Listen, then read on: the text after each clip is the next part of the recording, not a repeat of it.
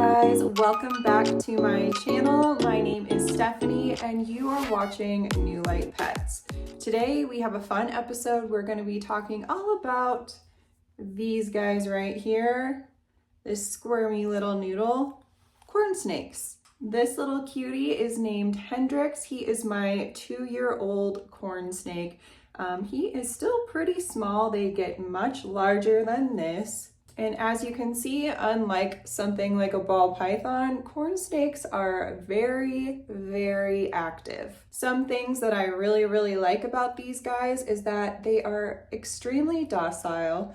They're also a very hardy species, so it's a little bit easier to take care of for somebody who is a new snake keeper. They also stay a relatively smaller size. And they, like I mentioned, are really active, which I think makes them a really interesting and fun reptile to keep. In this video, I'm just going to be going over the very basic beginner care guide for taking care of a corn snake. To start off, we need to talk about what exactly is a corn snake. Well, they are semi-arboreal snakes found in places of the United States and also parts of Mexico. They are non-venomous and they also come in a wide variety of morphs and different colors. The commonly found typical wild type of corn snake comes in really beautiful reds and oranges and yellows and browns. As you can see, Hendrix is a type of morph. I really don't know anything about snake morphs. It's not really something I've ever gotten into. So if you know what Hendrix is, leave it in the comments below, but I honestly have no idea. Corn snakes are also very commonly kept in the United States and are bred quite a bit in captivity. So it's very easy to find one of these guys if you're considering one as a pet. However, I always recommend checking out a local rescue before buying from a pet store. There's just so frequently often these guys found in rescues and in need of a good home. As far as size, newly hatched corn snake babies are typically between 10 and 15 inches long. Adults can be anywhere really from 2 to 6 feet in length. The name corn snake comes from early European settlers who would often find these guys just hanging out in their cornfields. The settlers thought they were troublesome and trying to eat the corn, but obviously that's not what these guys do, and they were actually doing the settlers a favor and eating pesky rodents. So they would hang out in the field so that they could find their prey, and that is why they were given the name corn snake. These guys are a crepuscular creature, meaning that they are most active at dusk and dawn. In the wild, you will find these guys hunting prey such as small mammals, frogs, fish, and even small birds. To capture their prey, they use their teeth to bite their prey, and then they use the muscles of their body to constrict the prey until it passes out, and then they consume the animal. With proper care in captivity, these guys can live anywhere from 15 to 30 years. So definitely something to consider before you get one of these guys, especially if you're planning on getting a baby. They do live a very long time, so it is a long commitment. All right, with all of those basics out of the way, let's go ahead and start talking about proper care for these guys. Beginning with a proper size enclosure, the minimum is a 4x2x2 for these guys. However, they are really small as babies and they are really good escape artists.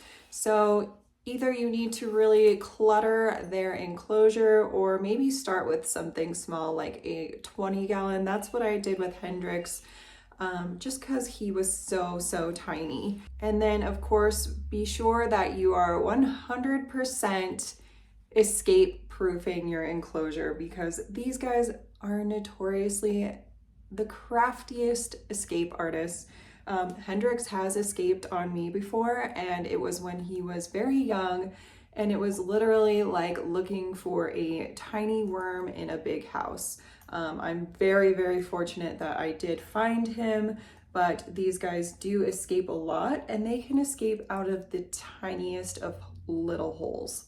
As they become adults, just keep in mind that bigger is always better. They are very, very active, and your enclosure should always be at least as long as your snake is long. So if you have a 6-foot long snake, you will be needing to look at a 6-foot long enclosure. For substrate, they need a minimum of 3 inches of substrate to facilitate their natural burrowing habits. And then whenever there is waste, obviously immediately remove that and then fully replace the substrate about every 3 to 4 months, unless you are going bioactive and you have a full cleanup crew. These guys do need a lot of humidity, so you will want to go with a substrate that holds a good amount of humidity. So what I do is I do a DIY substrate of about 40% organic topsoil, and then 40% Repti soil, and then 20% natural play sand. Now, if you don't want to go the DIY route, there are definitely brands that make perfect substrates for these guys. The BioDudes Terra Firma is a really great choice, and then also just your standard coconut fiber will work as well, which will do a good job of maintaining that humidity. Okay, now that we have the enclosure and the substrate, we need to think about what we need to put in an enclosure for these guys. So obviously a large water dish, something that's large enough that they can fully submerge in and soak if they want to, is ideal, but not too deep that they could drown. Live or fake plants. You can add leaf litter for some enrichment. They really like to climb, so climbing opportunities like different branches. And going back to the plants, keep in mind that once they are large, they are very good at destroying their plants. So if you are going the live plant route, make sure it's a sturdy type of plant. My go-tos are definitely things like snake plants, hence the name snake plant. Sorry, bad joke. But anyways, snake plants, and then pothos are also really great as well. I feel like those are just two really hardy plants that can take a bit of a beating from your snake. Your snake is also going to be needing hides, a minimum of 2, one for the warm side, one for the cool side, and it's always okay to add more. And a humid hide is also a really great thing for these guys as well. Okay, now for heating and lighting. So these guys do need a proper light cycle in order to regulate their circadian rhythm. So they need 12 hours of light and 12 hours of darkness. Snakes are also ectothermic, meaning that they rely on their environment to warm or cool their bodies. So you will need to establish a gradient in their enclosure with a warm side and a cool side. The way to establish this is by putting your heat source on one far end of the enclosure. I always recommend overhead heating as opposed to something like a heat mat. It's just more natural, safer, and more effective. You will want your warm and or basking side to be at about 90 degrees Fahrenheit, and then their cool side anywhere from 75 to 82 degrees Fahrenheit. They do benefit from a nighttime drop down to about 75 degrees. So if your home does get cooler than that at night, you can use something like I do, which is a deep heat projector. This is another overhead heat source, a type of bulb, but it does not emit any light whatsoever. So they're able to still get the heat that they need without disturbing their circadian rhythm. As for their daytime overhead heat source, halogen bulbs are always king. They simulate the sun the best, and they are just the most effective at warming your creature. So I always recommend something like an Arcadia halogen bulb. However, there are different types of basking sources as well. They're just not going to be as efficient as the halogen. Now for UVB. So there are a lot of people that believe that snakes, including corn snakes, don't really need UVB. However, there are a lot of studies proving that it is beneficial for these guys. I provide UVB for all of my reptiles. There's just no reason not to do it. And the recommended UVB for these guys is going to be something like an Arcadia Shade Dweller or a Reptisun 5.0.